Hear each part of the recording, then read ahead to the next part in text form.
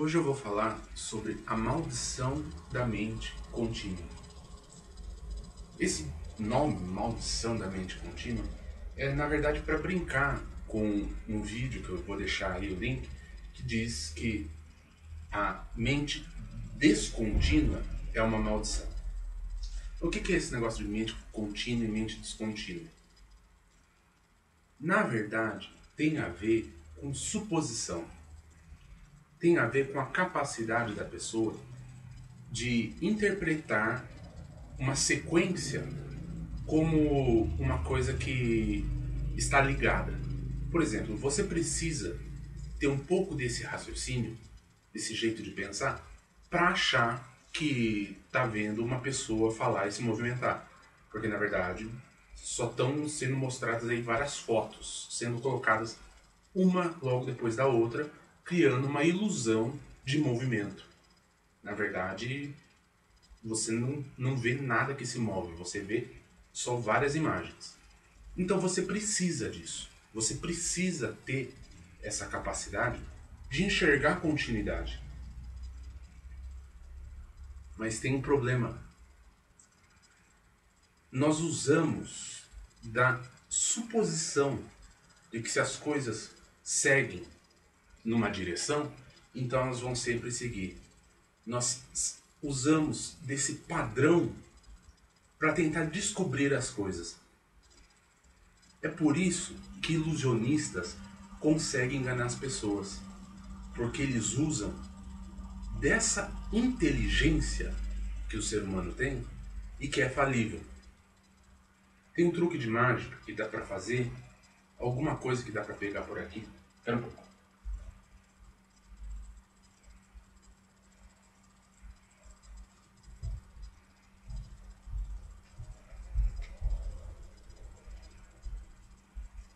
Oi? Eu fui para um lado, voltei pelo outro, eu me teleportei? Não. Isso é uma coisa que você pode estranhar, uma pessoa ir para um lado e aparecer por outro, se você está supondo que ela está indo ainda naquela direção. Não dá para você viver sem um pouco de suposição, sem um pouco dessa intuição de achar, de imaginar aquilo que você não vê. Mas você pode errar. E é aí que eu fico muito triste quando é chamado de hipócrita alguém que discorda que a evolução não está provada pela semelhança entre os seres vivos. Porque não está. Um truque de mágica é feito assim. Você pega uma moeda, faz uma graça, finge que sumiu, mas na verdade você deixou ela num lugar. Aí sua mão tá vazia, e aí você mexe. E aí você engana de uma forma ou de outra, distrai a pessoa, e uma hora você faz a moeda aparecer. Ou não, nem saiu do lugar. É assim que funciona. E é por isso que essa mentalidade é também uma maldição. É um raciocínio útil. A suposição é um raciocínio útil, é bom para aprender coisas. Mas é falível. Não é raciocínio lógico. E por consequência, não é prova. Por consequência, semelhanças entre alguns seres vivos não prova que um veio de um ancestral, que veio o outro e que estão todos ligados numa grande árvore. Isso não é correto. É isso exatamente o que o ilusionista sempre tenta fazer. Que você continue seguindo o raciocínio dele. Sem ver. Ah, eu sei o que eu estou vendo. Não dá pra ver direito aqui, mas já aparece ali. E não aparece. Está em outro lugar. É assim que funciona. Eu fiz um vídeo brincando que era sobre os Pokémons. Um jogo de videogame que tem lá uns bichinhos que supostamente evoluem. Eu fiz uma porção de piadas, brincadeiras, na verdade, como se eu estivesse falando de biologia normal, mas no final eu tava falando de Pokémon, pelo seguinte: Pokémon não evolui. Também. Nem aquilo que foi feito para supostamente evoluir, evolui. Porque mesmo no jogo, na verdade, a tela começa a piscar. E aí, de repente, um se transforma no outro. Um é substituído por outro. E na verdade teve que um ser desenhado e o outro também teve que ser desenhado. Esse ligar que é feito no jogo, com uma temática de evolução, na verdade é uma ilusão. Cada um foi desenhado, um por um, pelo artista, eu estou falando, pelo desenhista, pelo cara que faz os gráficos, enfim.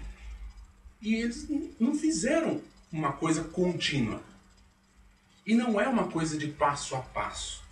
Um não tem tudo o que é necessário para lentamente gerar o outro, ou rapidamente gerar o outro, como é o caso de uma metamorfose na biologia. E é aí que está. Na biologia a gente encontra essas coisas. A gente encontra seres similares, muitas vezes. E às vezes uns bem estranhos. Mas e daí? Quem garante que eles estão todos ligados? Ou que não estão? Porque na teoria evolucionista, se aparece alguma coisa muito estranha, você assume que tem um ramo ali no meio. Mais um ramo. E daí? É só acrescentar ramo sempre que der algum problema. Se aparecer uma coisa mais complexa antes, você supõe que isso poderia ter acontecido e aí o complexo foi extinto. Como essa montagem na árvore acaba sendo uma coisa infalseável, e fica assim, não importa o que se acrescente, não dá para desmentir, aí eu não acho que seja justo que essa seja a grande prova da evolução. E eu não acho que eu deveria ser obrigado a aceitar que é um fato comprovado com base nisso. Nem ninguém. Porque isso não é raciocínio lógico.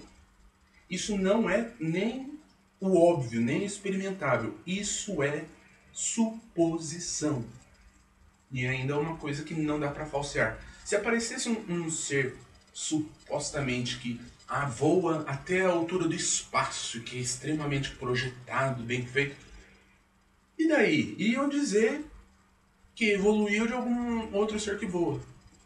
Se aparecesse um que estava no fundo da Terra, só vive no fundo da Terra e não vive em lugar nenhum, vão dizer que teve uns outros seres intermediários que foram até lá e que foram sobrevivendo, se adaptando, até que um grupo se isolou e ficou lá, algum ser vivo lá, bem no fundo da Terra. Não tem como, com um mecanismo desse, criticar a coisa e provar que está errado. Da mesma forma que o design inteligente, a criação, é difícil de provar também.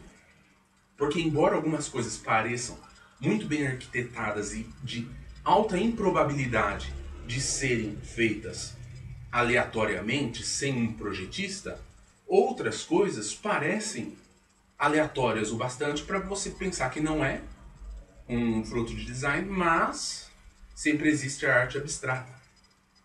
Então nós temos que reconhecer isso. Não houve prova nesse aspecto de nenhum dos lados.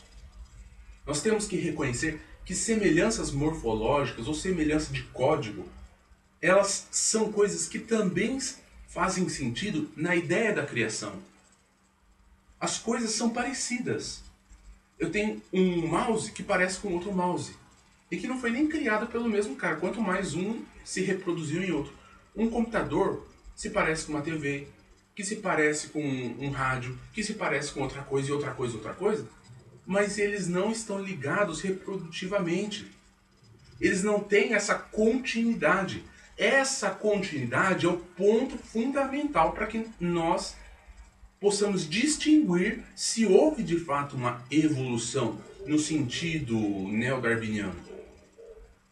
É preciso que haja uma continuidade viável, que não haja saltos tão gigantescos. E se há, aí nós temos um ponto para o design.